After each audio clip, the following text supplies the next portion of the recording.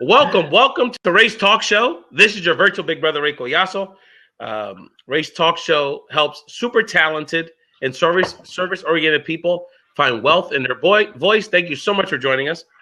If you're looking for an online community to help you with career growth, personal development, online platform building, branding, you've come to the right place. Again, this is your virtual big brother, Ray Collazo. Thank you so much for joining us here on the Blab, and we really appreciate the Blab audience. We've got some Blab stars that are participating as audience members, and we hope many of them can join this conversation later. We're on Blab every Tuesday and Thursday night, 10 p.m. Eastern, 7 p.m. Pacific.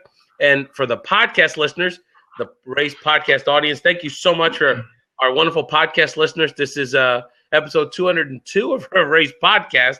So we've had an incredible journey with our podcast audience, but I would encourage our podcast listeners, definitely check out the Blab. This is just an incredible forum for people to interact with each other, and we'll definitely get our very special guests and others take on sort of what live streaming and virtual reality and these other mechanisms of expression and in our modern technology mean to our world, not only for content creation, but for ourselves on a very personal level. We have a very special guest, not just because he is really one of the great thinkers in our space in this time, thinking about how content fits in with the business landscape, our own personal branding and marketing efforts, social media, and really just our own personal lives. But he's one of my great friends, one of my Dominican brothers, I love to say.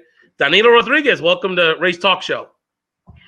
Thank you. Thank you so much, Ray. Thank you for having me. And for the insiders, they know this is the long, well overdue reunion of Coco Rico. Maybe later we'll get into that. That's, right. Yeah. We'll leave. We'll leave that. Yeah. We'll leave that for. Yeah. Ray's Talk Show after dark. Maybe after we start recording, we can get into some of those conversations. But a great friend. We'll pique people's interest, and Absolutely. You have to stay. You have to stay and listen. Absolutely. Absolutely. So again, thank you all so much for joining. You can check out Ray's Talk Show at BigBrotherRay.com, where we have all of our content, and definitely follow us on Twitter at Ray's Podcast and anywhere you can find either a podcast and or the Big Brother Ray brand on social media. So Danilo Rodriguez, you're Danny, you're just someone that brings so much to this conversation with your background in working in cable television, the live streaming space, independent film, social media, and a great feel for the business world, the intersection of the business world, technology. But I wanted to make sure we started from the beginning, because this journey didn't begin on Wall Street or the halls of the Ivy League or as an expatriate. So Danilo Rodriguez, where did this journey begin for you? Well, the journey began on the island of Manhattan in the Lower East Side in the LaGuardia projects, which is where I grew up. And, it was it's been a tremendous journey. If you can imagine, to come from, an area where, which was literally forgotten during the 70s and 80s in New York City, to be able to, out of necessity, be able to get an opportunity, and there were plenty of people that helped me along the way, and luck played a big part in it, to be able to see other parts of the city and the world and how other people lived, and that's kind of sparked a bit of motivation in me and other folks that I grew up with, and we were able to kind of see a way out, and that led to a something where we can set a goal, which was difficult to do in the environment that we grew up in, and being able to kind of have that access and have the ability to see a way out was essential in helping me to create something for myself where I can define something to work towards.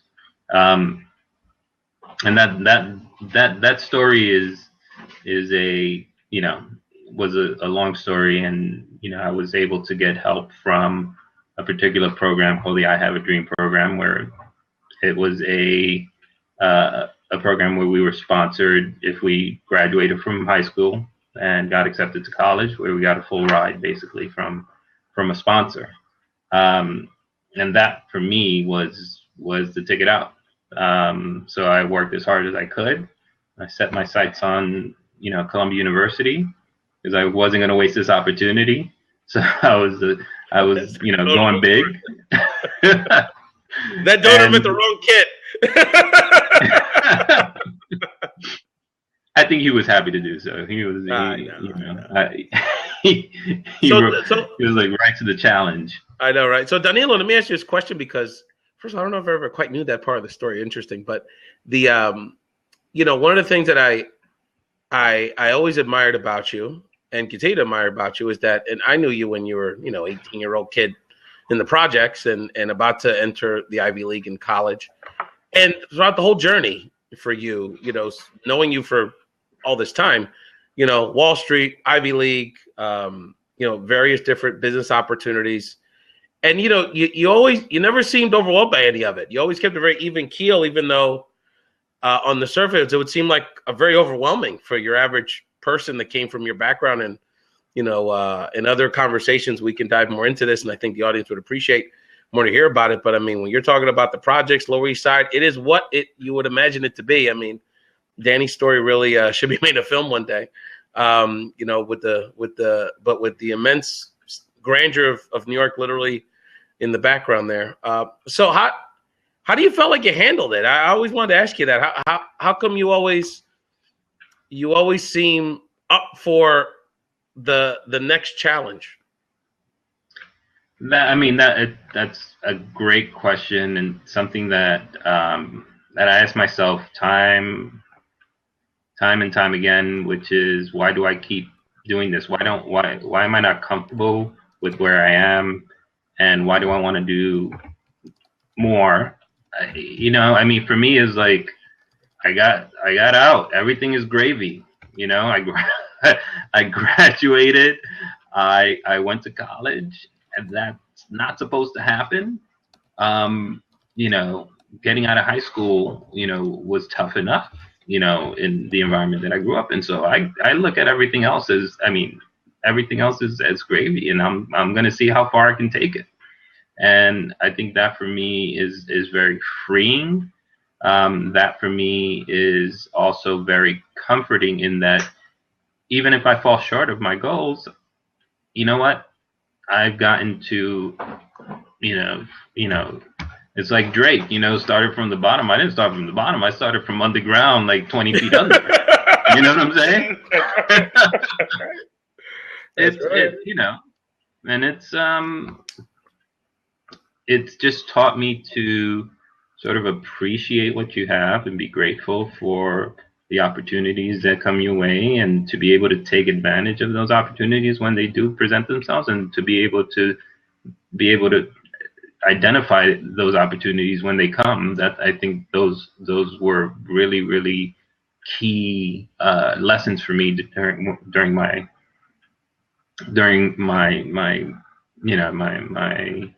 lifetime, and I live by that. Yeah. It's interesting, and we definitely should know. And again, we'll have other conversations. You're a big part of the family here on Race Talk Show, and it has been well overdue, this first appearance, Danilo. But first of all, it's always a family affair, right? I mean, starting with your parents and your wonderful wife, and now children of your own, and your sister, who was always like a big sister for me. Shout out to Anna, as well. And so we certainly, none of us do it alone. And, that's right.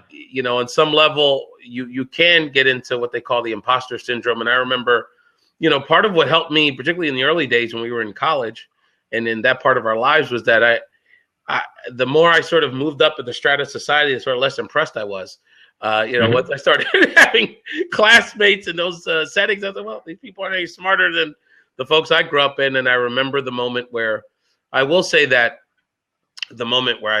felt overwhelmed, Probably the first time. There's always been a lot of times, but the one that where I freaked out for a second was the first time I went to the White House, and it was right at the end of the Clinton administration. And it's a long story where a colleague of mine was getting awarded. I was there with Muhammad Ali and just the president, and I mean, 20 other incredible global dignitaries at a cocktail reception. And I kind of freaked out. And then at one point it sort of hit me that, I'm here. Nobody's kicking me out. I was invited. So, it was quite a lesson. And I'm proud to say that in my life, I've been able to, with my two small sons, they've been able to go to the White House twice. And they're awesome. Before they were 6.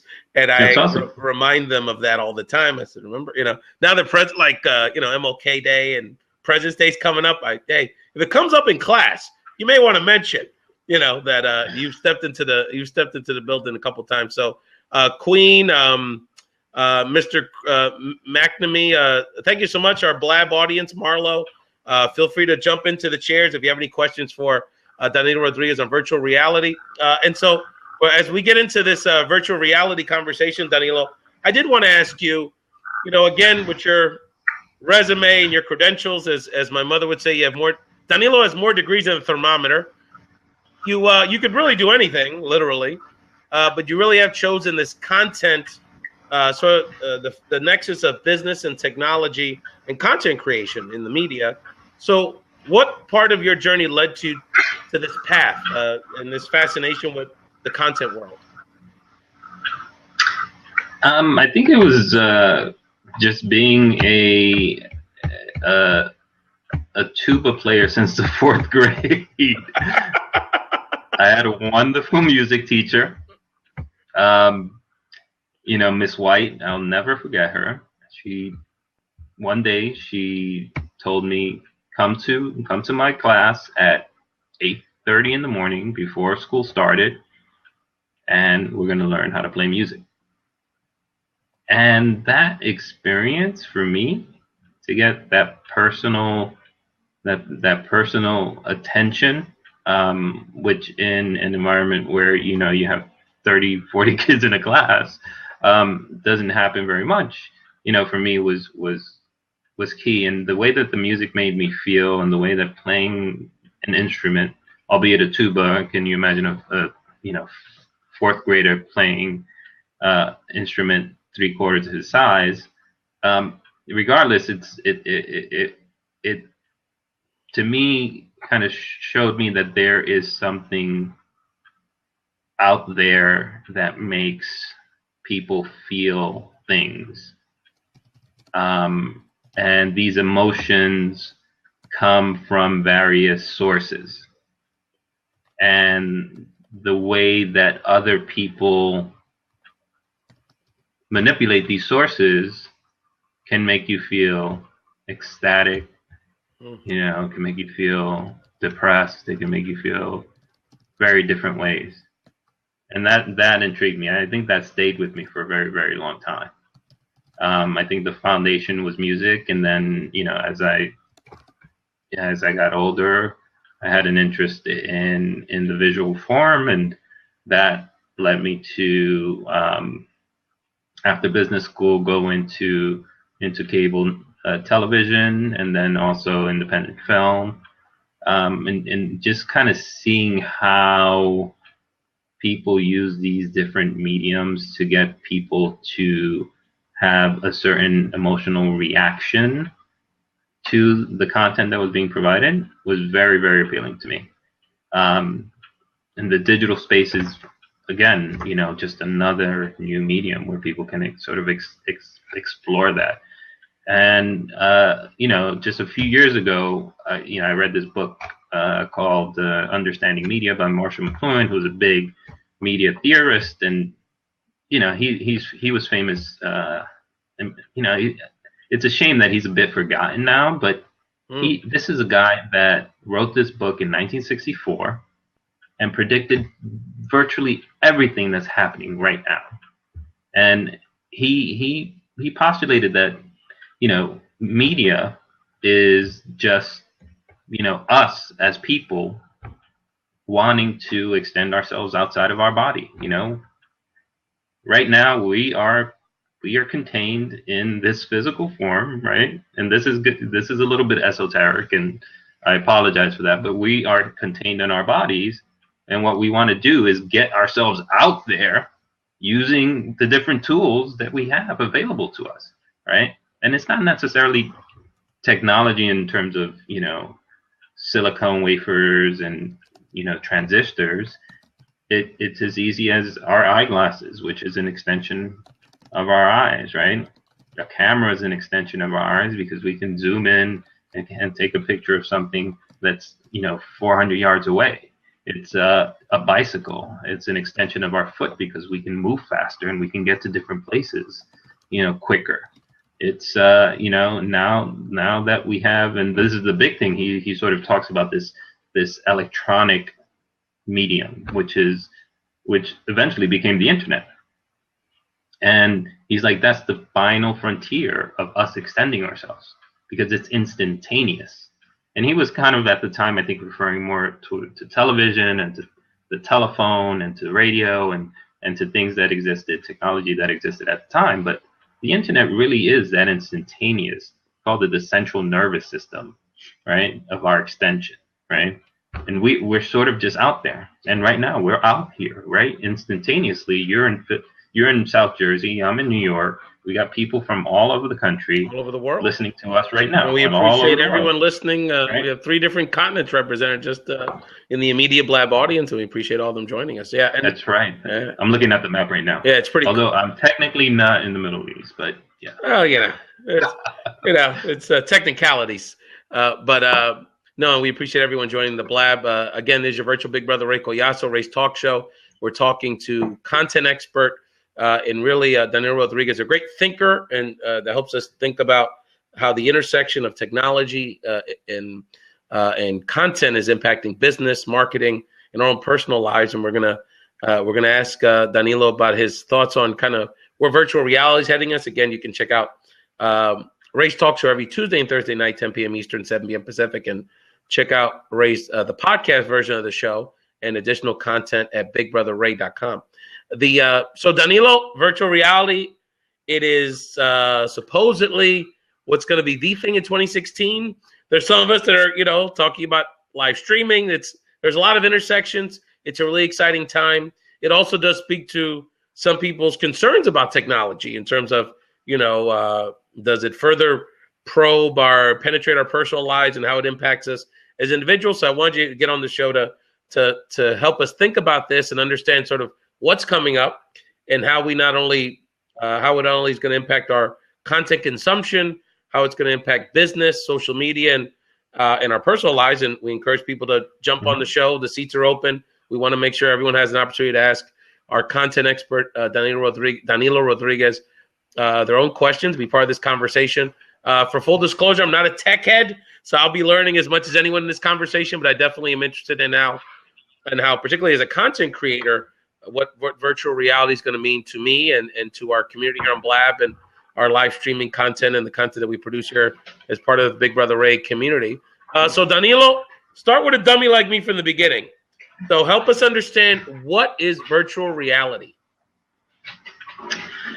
Well, again, if we take this framework of us just by human nature wanting to be everywhere and anywhere at any particular point in time, right? Virtual reality allows us the opportunity to feel that way in the physical form, right? Like right now, I'm here in this forum, essentially, but I'm looking at it through a 2-dimensional panel, right, that I cannot reach into. What virtual reality allows me to do is to feel like I am in this forum, a physical forum. It could be, it could be anywhere in the world. And I think that it's, and I know people, there's sort of a fear factor around it. I think it's just a natural way of us extending ourselves, There there are different aspects to virtual reality, or I would call them immersive mediums, right? So there's virtual reality itself. There's augmented reality. There's mixed reality. We'll probably focus on virtual reality or VR for sure in this conversation. But augmented reality, virtual reality is pretty much transporting you to a different environment, right? Augmented reality is taking your current environment and providing you with enhanced enhanced information or enhanced view of your current environment, right? And mixed reality is taking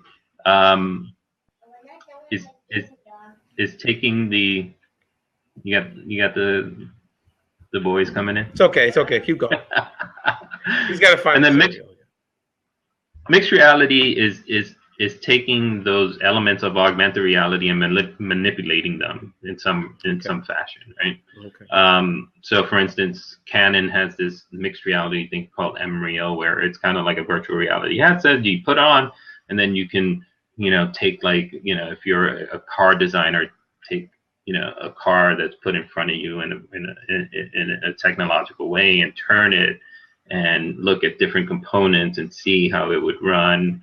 On an air, a wind test or something like that. So, but for us, virtual reality, which is probably what's closest to us right now, because there's a lot of technology out there that's coming online, especially for the consumer and making it affordable for the consumer to experience, is probably the biggest thing. And from that aspect, I would say that there are a few areas that we can talk about, right? There's the technology itself, sort of the gear that's out there that will allow us to experience virtual reality and to create content around virtual reality. Then there's the content itself, right? Which is people making content for the medium.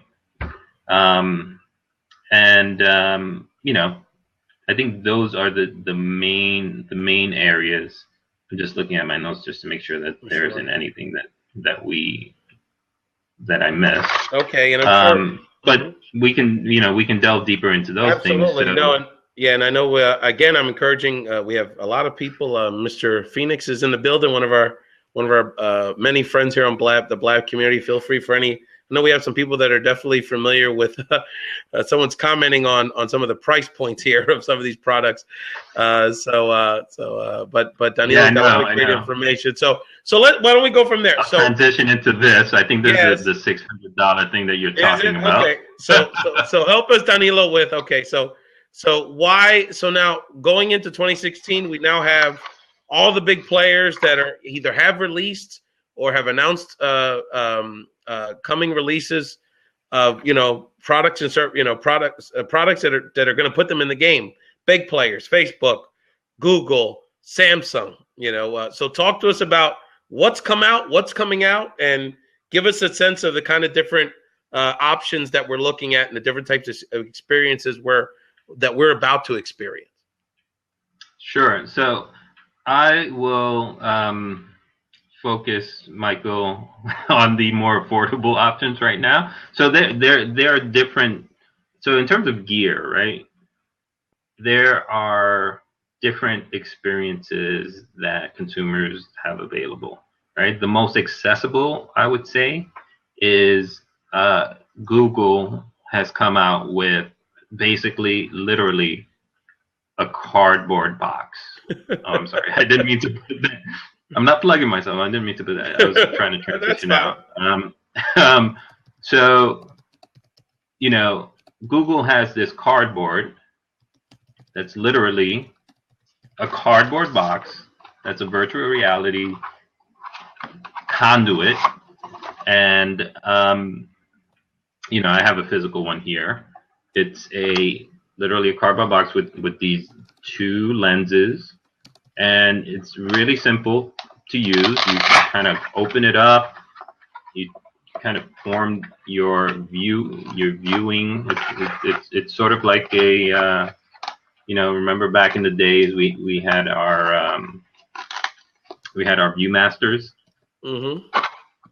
So essentially, what you do is you view in through here, and then on the back, you take out this flip, and you take your smartphone, and then you kind of put the screen facing those lenses, and then there is software out there that will render a virtual reality environment for you. And there are a few, like Google, there are a few apps that you can use on your smartphone. Google has an app. There's some, a couple of companies, Little Star, that also have apps. And you can view these experiences through your smartphone.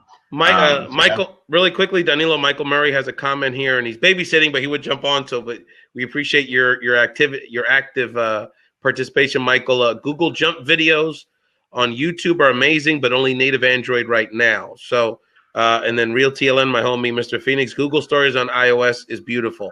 So, talk to us about, Danilo, these the kind of experiences and the kind of content that's being offered now through. Well, you've started with the cardboard piece, so with cardboard and the iPhone platform. Yeah, so I mean that and a lot of content providers are starting in this realm first, because I'm assuming for them it's cheap, and we can also go into sort of, for the consumer, not only the viewing devices, but then we have sort of the actual content devices. So Kodak came out with a 360 cam. This one is a bit more, prosumer. They have a more consumer version of the, this camera.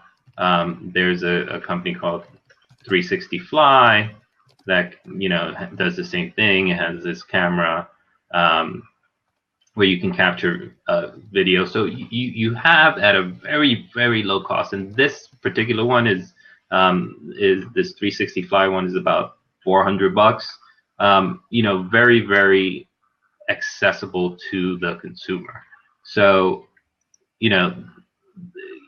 content companies and people that want to create content can do that, and then put them on platforms such as Little Star, right? So Little Star is a YouTube basically for the 360 VR market. And so for instance, I know you like baseball, Ralph, so let's create let's just do a demo, right? Of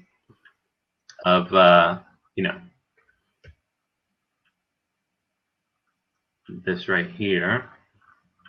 So you can, essentially what I'm doing is I'm moving it around, right? I'm using my mouse to move the content around.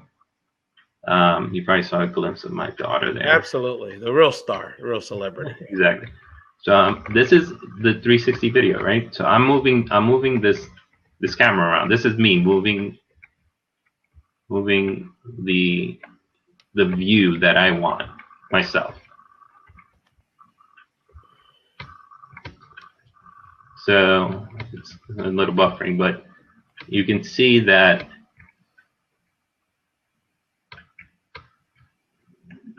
so this is the experience, right?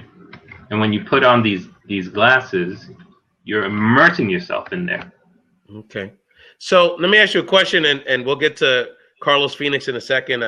One of our Blad buddies has jumped on, and he's a fellow tech guy like you, Danilo. So, and also a content creator. So he'll definitely bring a lot to this conversation.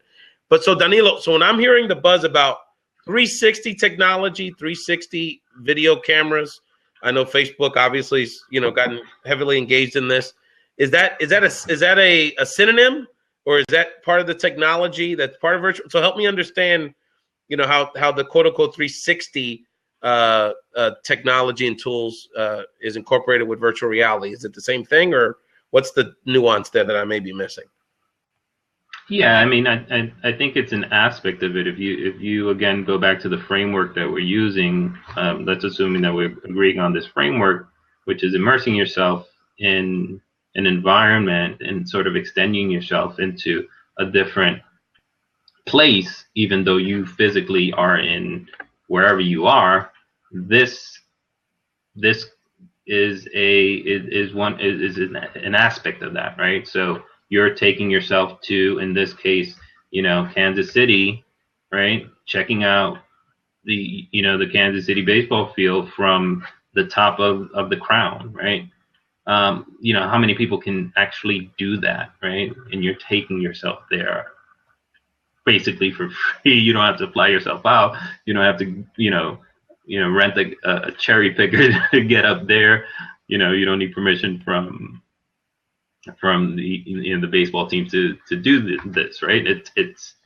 It allows you a viewpoint and an experience that you normally in your physical self wouldn't be able to attain. There you go. So that's the essence of that, right? We want to put ourselves on top of that mountain. We want to put ourselves on Everest, even though we may not get there. We want to put ourselves following a flock of geese flying south for the winter. These experiences that you would only dream of, literally in your dreams, like I am flying, with a flock of birds flying south to Florida. You know what I'm saying? So that gives you as a human being a perspective that you wouldn't otherwise have without this technology. So I wanted to bring Carlos Phoenix from the Lounge Network into this conversation. Carlos, I haven't seen you. Happy 2016, brother. And I know Wagner Dos Santos has joined us in this conversation. A lot of great people in this blab today. So Carlos, just jump right in, man. You guys are the tech experts. Would love to hear your thoughts about kind of where you see virtual reality kind of moving forward, and feel free to jump in on Danilo's comments so far. Well, things that I love to play with is over the years, I'm an iPhone user. I've been using an app called, that does 360-degree photography. And, I like to travel. So I'll be in Cancun, I'll be in New York City, I'll be in other cities and stuff around the world. And I'll do a 360, which then is online. And what's great is when you share it in things like Facebook, anybody with an Android or iPhone it'll detect the technology on your phone. And you're just standing there in the middle of a room, just spinning in circles, seeing that 360 as if you're kind of piercing through a window on your phone, which is really cool. Now, like he's mentioning, 360 gives you a nice environment. Virtual reality gives you more depth. And that's kind of like what I'm waiting for with the phones. Kind of like the one you were just showing before, the Oculus. The Oculus Rift, yeah. Can create three-dimensional environments and so on. So it's fascinating technology, and my brother's trying to tap into that. He does 3D animation, and we've been talking about coming up with some ideas to do, in-depth environment. We can walk into the environment and around the environment, which would make it even more dimensional. Right. So Danilo, I wanted to ask you this question on the tools, and would love to hear your thoughts on this, Carlos. So you talked about cardboard, which is sort of the easiest entry point because of the price point, right? And then so you got all the big players in the game from Samsung, and you go down the list. So how do you see these different products, price points, and different entry points, and different players getting into this full board? How do you see them stacking up going into 2016, and how do you see them sort of playing off each other with their different audiences to some degree? Yeah, well, I think there's a couple of things. It's like, when and I'll go back to the fax machine. When the fax machine came out, only corporations could afford it, right? By the end of that cycle, everybody had it as part of their printer, and then it went obsolete, right? When color TVs came out, you know, the price point was super high. When cell phones came out, the price point was super high. Tablets, right? Tablets, plasma TVs, you know, flat screen TVs came out. You know, we're at the beginning. And you know, there's this you know, in business is this adoption cycle, you know, and we're at the early adopter phase, right? So these are the geeks like, you know, like us, Carlos, you and me, that, you know, you've been experimenting with this, you know, for a while, and now there's this new technology. And we are the people that are willing to pay the premium to get it first and to experiment with it and experience it firsthand. You know, but that is going to go, you know, down because of competition and because of, you know, more adoption. So it's kind of out of a lot of people's reach right now, but just because, you know, the business needs to work in order to produce more and in order to reduce costs. So, you know, things like, you know, people like Google and Oculus, who is actually Facebook right now. Samsung, Sony's coming out with a new device. These are companies that are not just creating these devices, but are creating these devices to leverage them on their platforms. So Samsung has billions of people using their phones. Facebook obviously has billions of people on their platforms. You know, Sony has hundreds of millions of people using their PlayStation devices. So they know that this is something that their audience will buy, right? So they are willing to make that investment, and they know that there are people that are going to buy, you know, at this price point right now, in order for them to continue doing this and to continue refining and improving on this technology. So, you know, I would consider those companies, and Google, you know, is sort of out there sort of as I would call them the cheerleader, because then, you know, the cardboard is sort of a proof of concept for this new medium. You know, everybody can, you know, because I think that not a lot of people have tried it, and Google is allowing you this opportunity for you to do it at home, because, you know, they're like, we're assuming that a lot of our consumers have smartphones, and a lot of them can download apps, and a lot of them can figure out how to, you know, take this from this box and convert it into this. It's not that difficult, and they know how to put it. They know how to put the phone into the box, and they know how to put the thing into their viewer. You know, to put the viewer into their eyes, and they can see how great it is. You know, they made it easy for people to experience virtual reality firsthand, which will be a boon to the market. And by the way, they're a fucking big company, and they have a lot of people that kind of use their product. So, you know, I think that, and they're investing a lot of money outside of just Google Cardboard. So, for instance, they just invested $800 million for this this augmented reality company called Magic Leap. And, you know, these guys are basically, you know, taking real life and putting enhanced elements into real life. So this augmented reality type of thing. Danilo and Carlos, I wanted to ask you both. Well, Carlos, let me start with you. I wanted to talk a little bit about how we see this impacting content and the kind of content that is being produced, that's being highlighted, and what does this mean for content creators that, you know, we're just starting to get comfortable with live streaming, right? And now you have this interactive live streaming, you know, with Blab and Mevi. I mean, it's just you know, the live streaming piece, you know, just is taking all of us to kind of think about this, and now virtual and now VR. So, Carlos, talk to me about your thoughts about where this leads content creators. And then Danilo, I'd love to get your thoughts. And anyone that'd like to jump into the fourth chair, you're welcome to as well.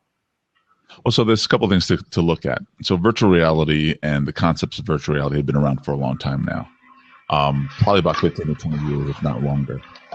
And the only reason we're seeing it move now is because in our pockets we have supercomputers.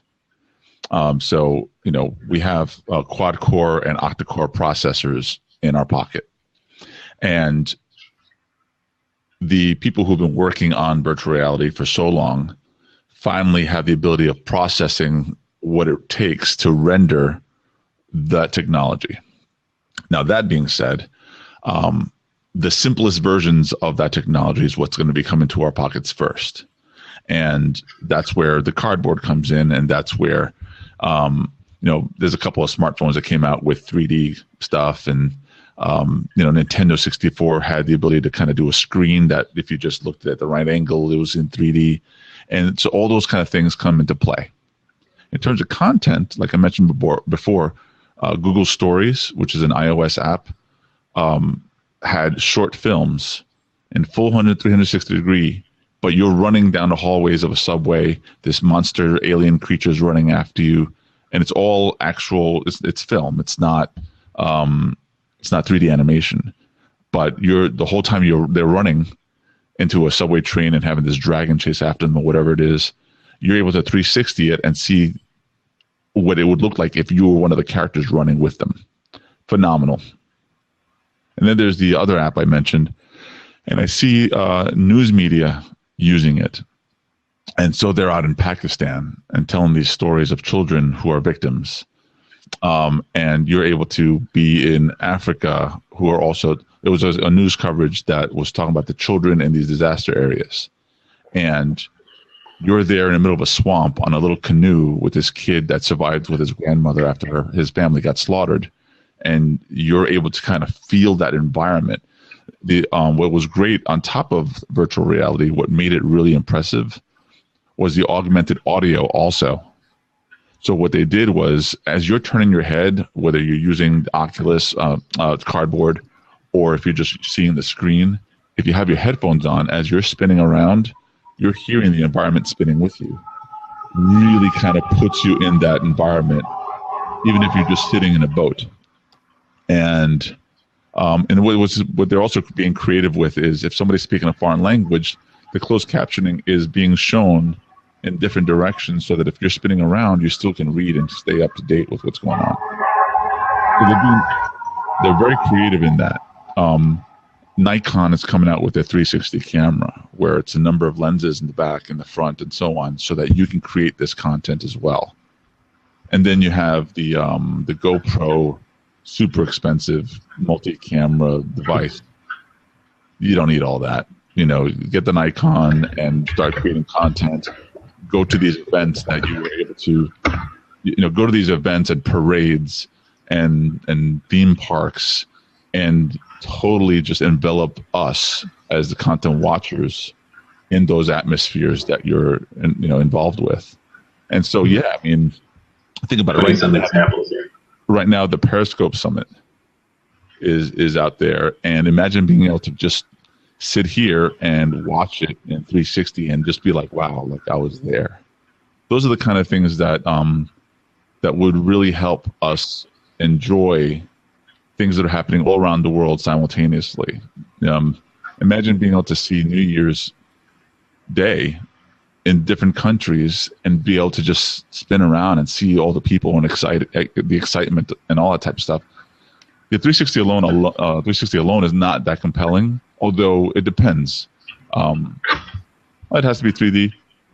I don't know. I mean, when I go and look at my photographs being on top of a mountain in 360, it's amazing because there's a couple of apps that not only allow you to do the 360 picture, but if you're by an ocean, for example, it also records the audio around it. And it may not be 3D, but the fact that you kind of, this is what it looked like at that moment, it adds to the effect. So that's right. We have a guest with us, Omar Ahmad. Omar, do you have a question for our panel on virtual reality? Yeah, I can't. Omar? I'm sorry, No I couldn't audio. hear him. Danilo, and for those again joining, this is our sort of content guru here at the Race Podcast family and Race Talk Show family here with Danilo Rodriguez and Carlos Phoenix. Danilo has a background in cable television, live streaming, the film industry, and social media and technology, and Wall Street and all kind of stuff.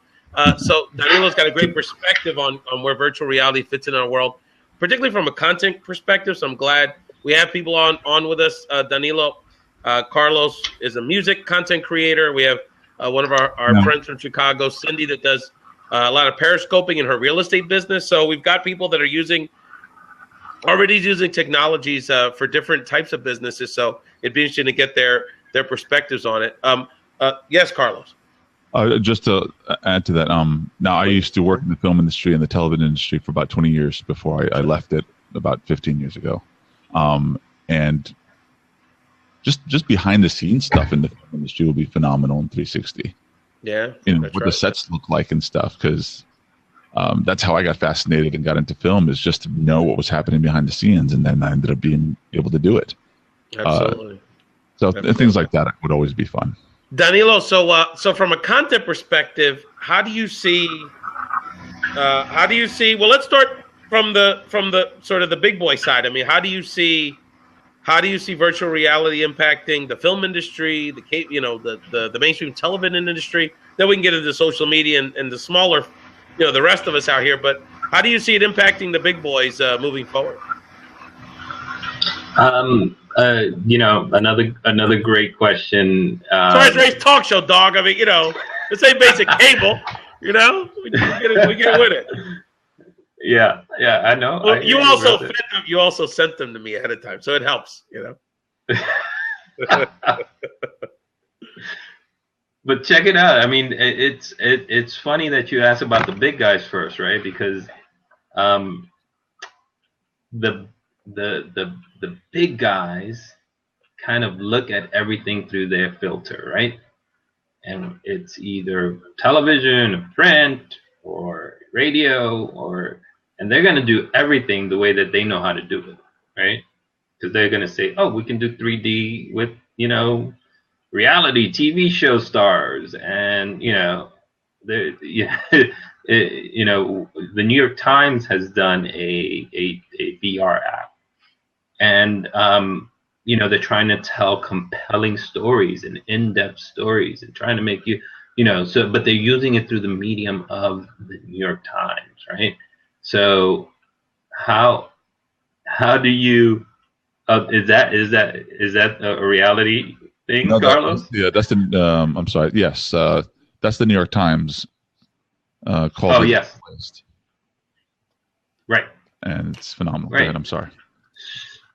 Yeah. So, so I think that the people who are going to be innovative in this are the native VR folks, the people who have been doing VR for a long time and know it and understand the medium, that, and understand that they're able to tell a story a different way than, if you were to put it on television, or if you were to put it on the radio, or if you were to put it on a newspaper or magazine, right? And again, I go back to Marshall McLuhan. He's like, the new media is always filled by old media, right? So when the internet started, people kind of tried to use, well, I'll even go further back, right? When radio started, or when television started, they basically used radio programs to create radio shows using that format, right? So television shows took the format of radio programs, right? And obviously that didn't work because it's television. Now you can see the people, when silent film, when talkies came out and, took over silent films, the silent film actors, the big silent film actors went by the wayside because they had to talk. Yeah, that's right. Right? Yeah. So, it's that sort of thing. So the big guys, I think, will be slower to innovate on this platforms than the actual native VR. Now, as a content creator that started in the audio space, so in the podcasting space, and now transitioning over the last 6 months into not only this forum, which is sort of taking my podcast to a sort of live talk show kind of format, and also live streaming with Periscope and the other platforms. My concern is that one of the advantages and the things I love about particularly this forum like Blab is that you get that instant interaction. So my question to you is, one of the things that I like about Periscope is interaction, but it's not this level of interaction. But so if we're focusing our content more on the visual in terms of I'm going to help you feel like you're here, how will virtual reality foment the interaction which so many of us are craving? They're literally having a Periscope summit. So all these people that interact with each other in a limited way on Periscope can actually meet each other in person.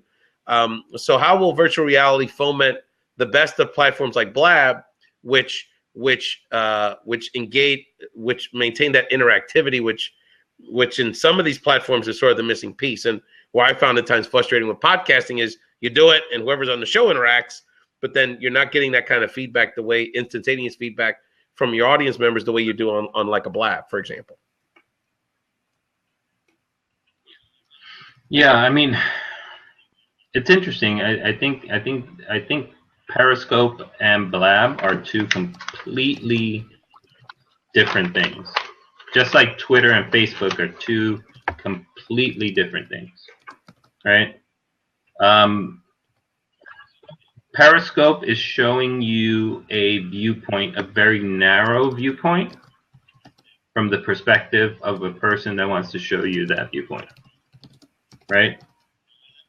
Blab is Fox and CNN talking heads, without the commercial interruptions and without the major media bullshit and having to sell ads, basically, right? It serves different purposes, and I think the use has to be the content has to be created to optimize and maximize the effectiveness of those purposes. Mm-hmm. So in terms of VR, for something like Blab, I don't think it would be as effective. For Periscope, perhaps, yeah. If you're sort of taking a journey with this person who wants to show you something from their viewpoint. Blab, I'm here in my room. I don't think you want to see. But if you were at the Periscope summit, we may want to, right? I mean, it depends. It depends on the setting, right? I mean, I think that's one of the things. Yeah, but that's my point. My point is that Periscope, you would want to have that, right? You would want to see what the environment looks like around you. Blab, there's nothing behind the camera that you want to see, basically. Joanne's sleeping. I have the screens up. Carlos, how do you see? What are your other thoughts about how virtual reality is going to impact content creators, particularly people that? A lot of us have been trying out Mevi over the last 10 days. So there's I know, me too. I've seen you on there, brother. How do we? Does it trump?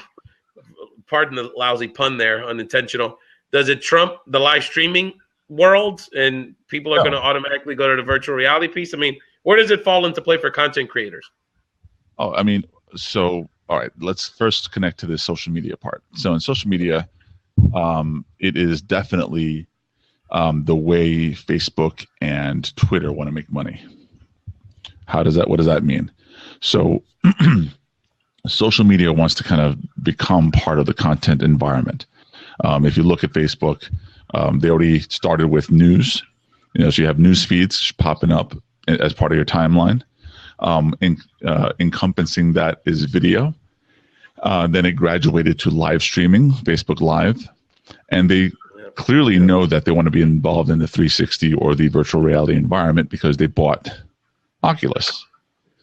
What does that mean? Well, they want to permit the platform and then include and provide the hardware and software to the content creators, such as news media and magazines, and those who are going to create really high-end traffic, so that we, the consumer, can sit back and enjoy and be like totally engulfed and enveloped by Facebook.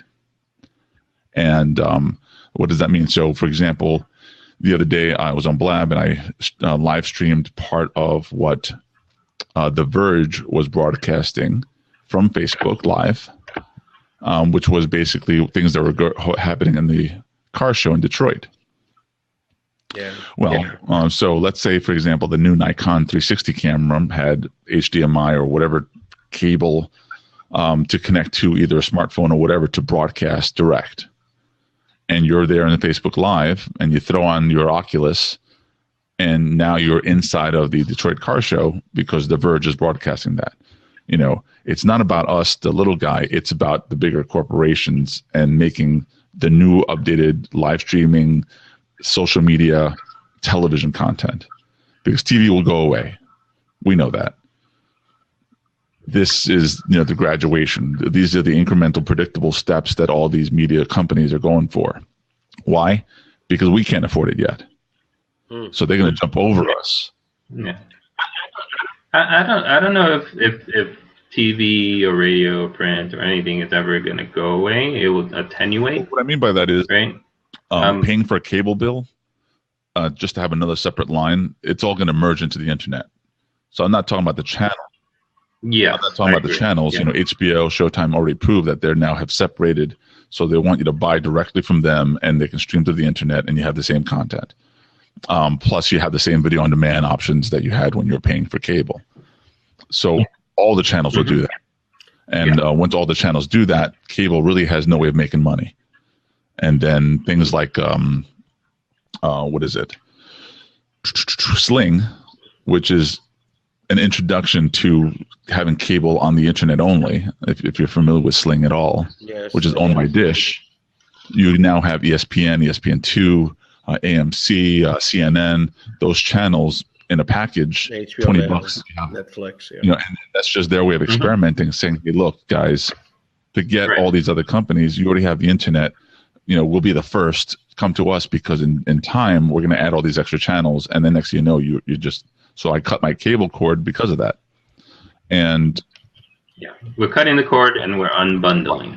Those are the two big things. Then I just started using something called Pluto.tv, which is just, I'm not even going to explain it. Download it, play with it, enjoy it. Danilo? It's YouTube. It's YouTube programmed. Are you talking about Pluto?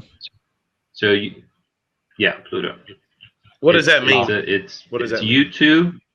It's YouTube put into an EPG, which is electronic programming grid. Danilo, so you got Sky News. You got all these live streaming news medias involved with Pluto as well. Go ahead. I'm sorry. No. I wanted to ask Danilo's this cable piece is really fascinating. So I don't want to totally lose that strand, but I did want to ask you. Carlos alluded to it. Danilo, what do you see as Facebook's play here? I mean, they came out with Facebook Live. It's been an interesting rollout because it started with the celebrities, and then a few of us lucky, that we're sort of, the rest of us are going to get dribbled out on our iPhones, and obviously eventually it'll be available in mass.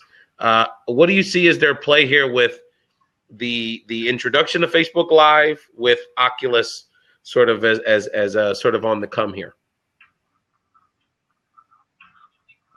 Well, I think they are trying to be on the pulse and not trying to be one of these traditional, and I hate to say it, but like the traditional media companies that sort of see this technology coming on board and doing nothing about it. Google has been on top of it. I mean, there are companies that have always been sort of in this game, understanding that technology is always going to move forward, and you have to be on that wave. And people like Cisco have taken advantage of that big time. And there are companies like Sun Microsystems that didn't, right? Gateway, Microsoft to a certain extent, but they're actually coming back, right? So, Facebook is really just looking to, they're looking 10 years into the future, right?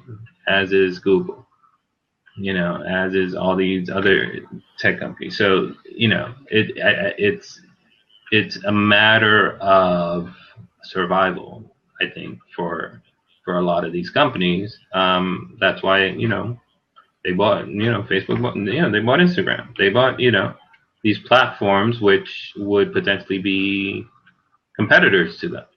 So people have sort of figured that out. Whether or not they got a plan figured out, whether or not they got a strategy for these platforms, that's TBD. But the fact is that they own them now, and then they can manipulate it to wherever they want to take it, right? Depending on what people want. And again, it's one of these things where mediums evolve, and we've seen it over and over and over again.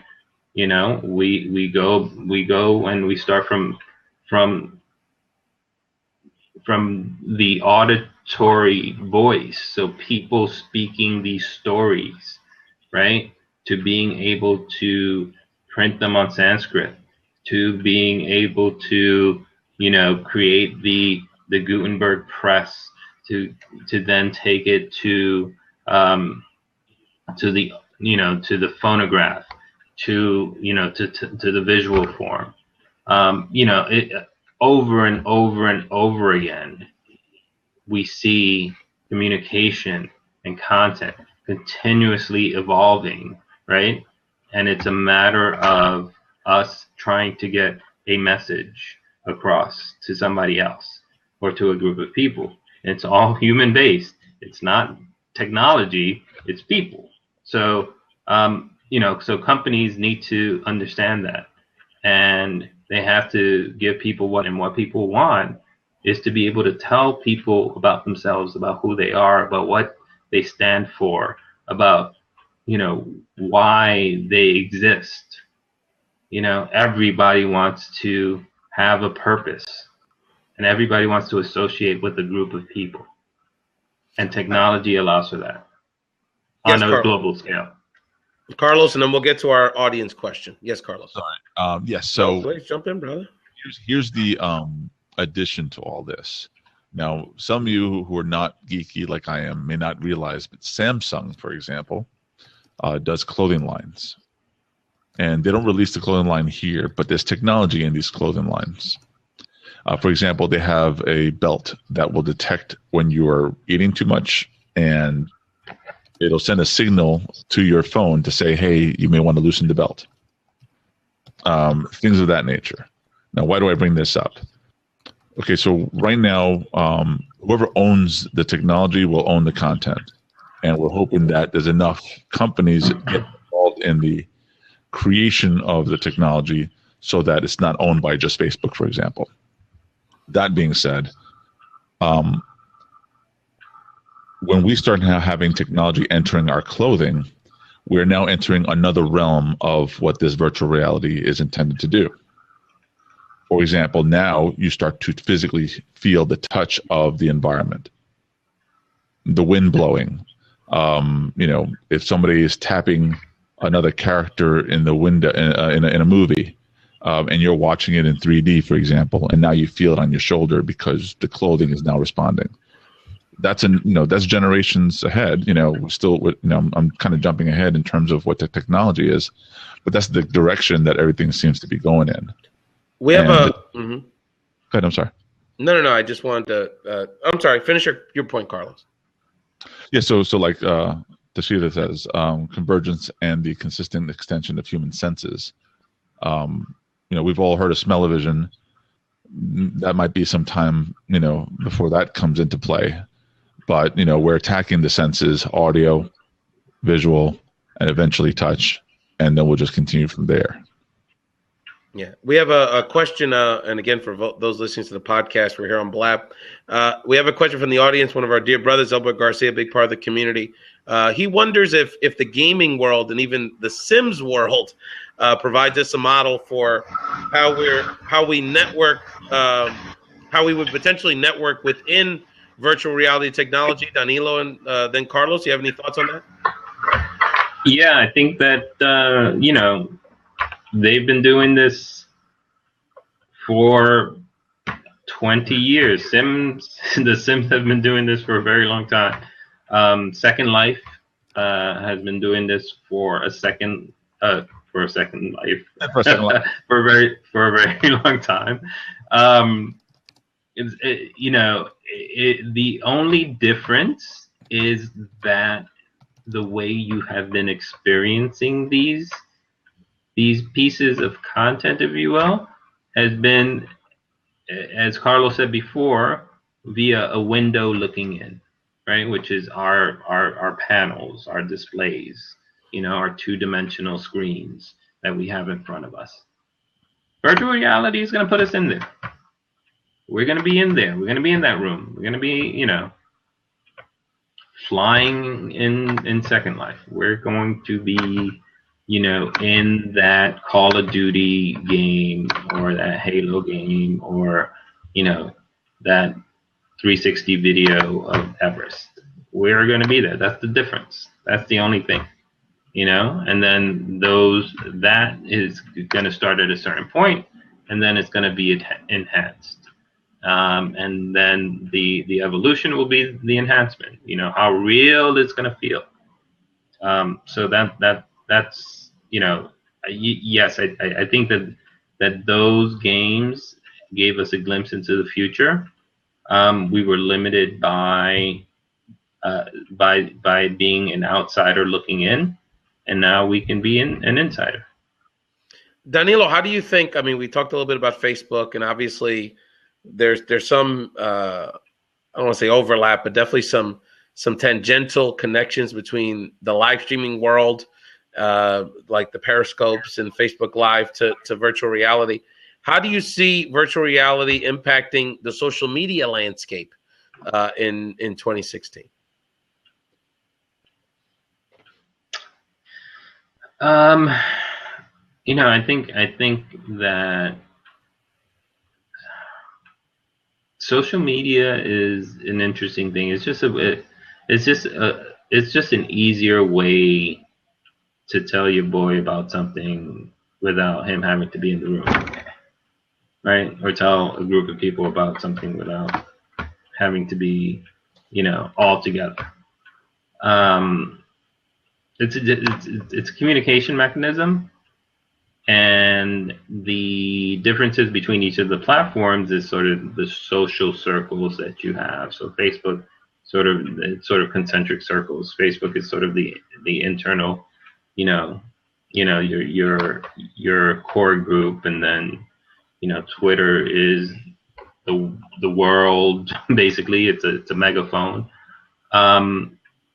So I don't know how VR will affect social media, other than somebody saying, "Oh, check out this VR, this VR app," or check out Oculus Rift, or getting people excited about it. Completely different medium, I think.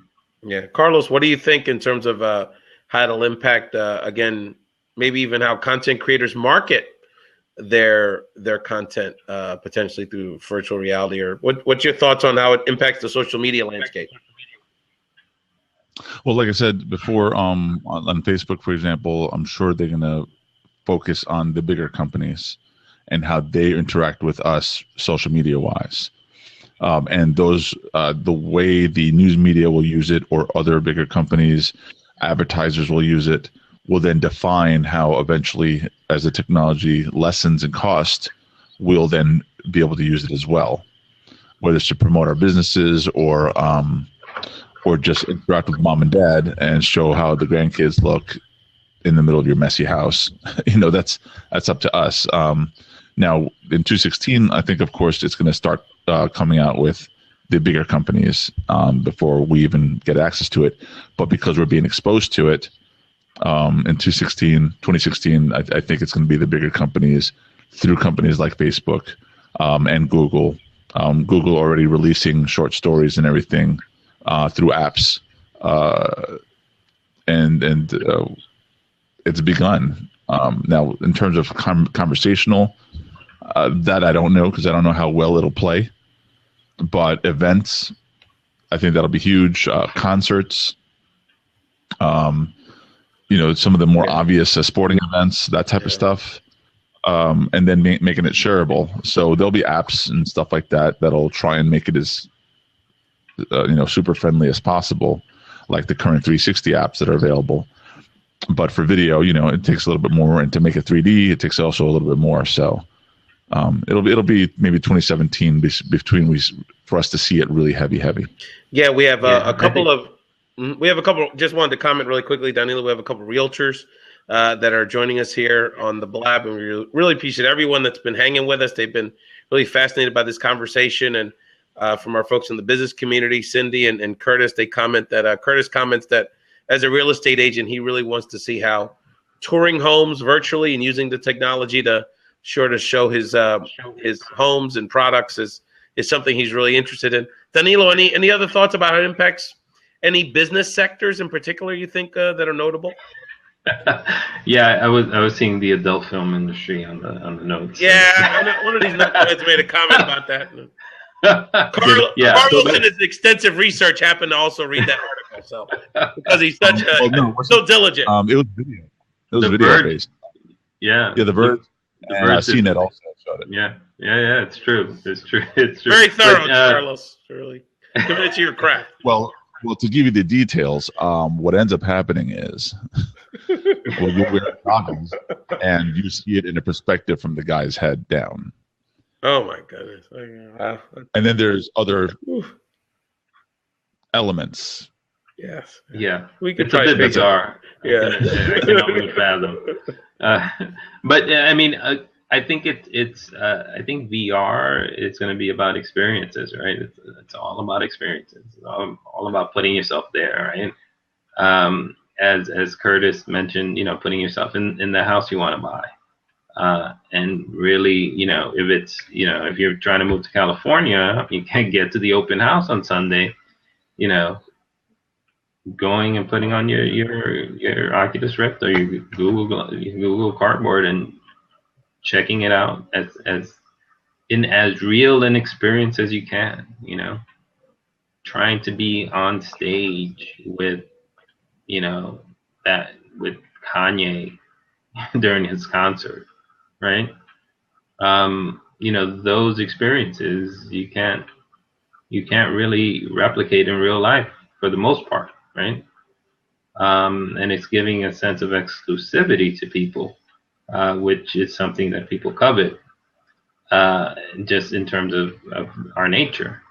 So that lends itself to having VR be something extremely successful. Danilo, what do you think about the film industry? Obviously, there's different ways now we consume films, and there's obviously an opportunity in different mechanisms for premium content. But what are your thoughts for your experience working in the film industry? What's your gut thoughts about how it could impact that industry in particular? I think the film industry will be a longer evolution. Just by nature of the way in which we view films from a theatrical perspective, the way we view films from a home viewing experience. I think there's a lot of technology that needs to catch up to the current VR experiences, right? So if you can imagine. And I'm just hypothesizing here. Your screen, your IMAX screen, being not just being 5 stories tall, but then wrapping around the audience. That's a technology that doesn't exist, and it's an experience that needs to be developed, and people have to think about it. And I'm sure people are thinking about it right now. But it just opens up a whole new way of experiencing movies and film for the studios and for theater owners who are like, well, cable and Netflix and is killing our business, and people want to stay home and watch movies and blah blah blah. But if you can offer people this immersive experience, theater companies aren't going to go out of business anytime soon. Yeah. So, if I may add to that for please, a moment, please. So I'm in agreement with you to some extent. So what the way it works is, or the way it would probably work, is things are already being shot in 3D, not 360, but 3D, and that's just the beginning part of this experience and part of the technology we're talking about. Of course, it'll then graduate at some point to a little bit more 360-ish, but there's a couple of films I know of that are being shot in both standard 3D and then 360 3D. There's levels of difficulty in that process. Now, that being said, the next level is releasing those films. We have 3D TVs, which is an epic fail. I don't think any manufacturers are even doing any more 3Ds. But because of the process of it going to the internet, imagine being able to use Oculus, for example, and then renting a Netflix movie in 3D, where now, because once you have an Oculus on, once we have 4K resolution iPhone and Android screens, which some of them might even be there, and you have the processing power for the 4K on a monitor screen like that, you put it in your glasses, and you'll be able to see these feature films in the 3D type environment that they were shot in the theater, for the theater. It's not far-fetched to have it just do a little bit more separation for the eyes for the Oculus environment. And then you do the next level where when they start releasing films that are shot, most of them are short films. They're phenomenal. But part of the issue is making sure people aren't throwing up all the time. So, that's one of the things that they are trying to tackle before they go full-fledged in some kind of a 360-degree spin-in-your-head environment. And so that's kind of what's going on now in the film industry, just on the 10 companies that I know of that are working on stuff like that. Carlos, how do you think, where do you see where VR and its prominence in the marketplace impacting artists? I mean, obviously, we've gone through, and Danilo's done a great job in this conversation, giving us sort of the historical perspective as it relates to the last several generations of media and media consumption in this country. But, and it's funny how David Bowie's passing brought up the conversation around MTV. We almost kind of forget about MTV's influence in this conversation 30 years ago, right? But how artists, music artists in particular, have had to adjust and sort of adjust their content, and how they not only brought their fans in, but literally how their music content played off the visual. So how do you see this impacting artistic people and people in the music industry specifically? Well, there's already a number of artists who are doing the 360 concert venue type of stuff. I think at least one, and I don't know if it was Paul McCartney or some other band, tried to do it live. With some limited success, which is really incredible. Just imagine being able to be at a concert or a major Comic-Con or something like that, live, broadcasted in 360. I mean, that's a whole other. Just imagine being in the Super Bowl live in 360. So those are I think some of the first few venues that will be tackling this technology, because they can handle the cost. It's just a matter of being able to then making it reasonable overall in the entertainment industry before it becomes more standardized and something we can sit back and enjoy all the time. Well, again, this is you've been listening to Carlos Phoenix and Danilo Rodriguez, and this is your virtual Big Brother Ray Collazo Race Talk Show. Man, Steven from the Tech Buzzers jumped in. Man, I'd love to hear your perspective on virtual reality before we wrap this up, Stephen. So if you have a moment, feel free to jump on.